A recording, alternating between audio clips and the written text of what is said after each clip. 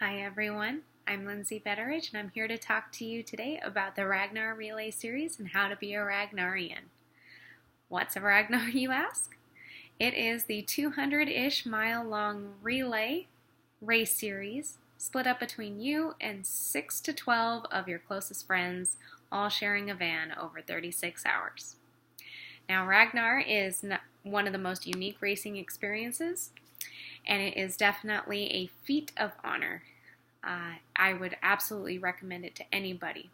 So, again, what is Ragnar? Ragnar is one of the leading relay series in the racing industry, and it is one of the most challenging experiences of your life, but also one of the most rewarding. Why anybody would do this, you ask? For the heck of it. Why not? To be perfectly honest, why I started doing it, I did it immediately after the birth of my child. She is 3.5 now, and I began training for my very first Ragnar 6 weeks after she was born. Was that the wisest decision? Probably not, but it was also one of the most rewarding. So let's get down to basics. Let's find out what your options are with Ragnar.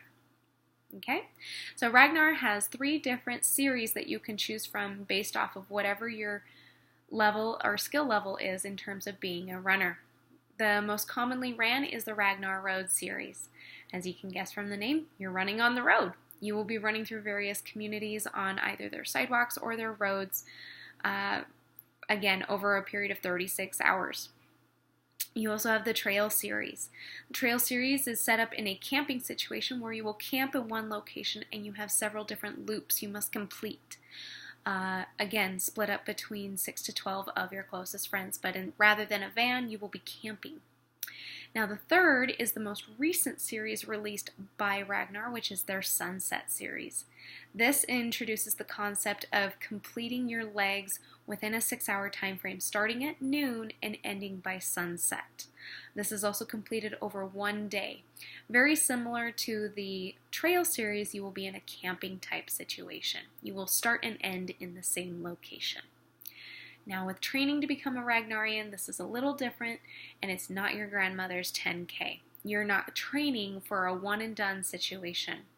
You are training for 3 separate legs spread out across 36 hours, varying in distance and difficulty. These legs are going to be selected by you as the Ragnarian. You alone will be choosing your distance and your difficulty. Now, when you begin training, you need to know what your legs are. Are you running a hill that is 4 miles long and has a 2,000 infoot incline? Or are you running a 2-mile run that has a 30% decline? Either way, you need to be able to understand your legs. With that, you know your own physical limits, and you need to know how to handle those. Obviously, the way to figure this out, go out and start running. If you're not a runner, Ragnar welcomes anybody with any capabilities of completing any of their races. You also need to understand your night runs. If you're going to be doing any of your night runs, you will need to understand what it's like to run in the dark. So I at least recommend running at least once. Now, with your training, you have various resources for this. You have an online resource where you can find any number of running plans. If you're an experienced runner and you know that you just need to build up your mileage and your stamina, online is probably the way to go. But if you're brand new like I was, I would absolutely recommend getting a running coach. Having someone who understands where you succeed and where you can improve upon and help you get to where you need to be on a regular basis, that will absolutely make or break you in this, especially if it's your very first race. Secondly, you need to understand your nutrition. Being in a van for 36 hours with several other people and you are pushing your body to its limit, you need to make sure that you're fueling your body accordingly. A cheeseburger and a milkshake are not going to go as far as a good piece of avocado toast and some good old-fashioned water. With that, your nutrition plays a huge part as to whether or not you are going to get yourself injured. Ragnar is notorious for having injuries amongst its runners, mainly because of the lack of training or the underestimation of training. Your legs, at times when you're running them, are not going to feel very good because you underestimated your running leg. So be prepared for injury. Now, from myself as an experienced Ragnarian, I'm going to share some pieces of advice with you.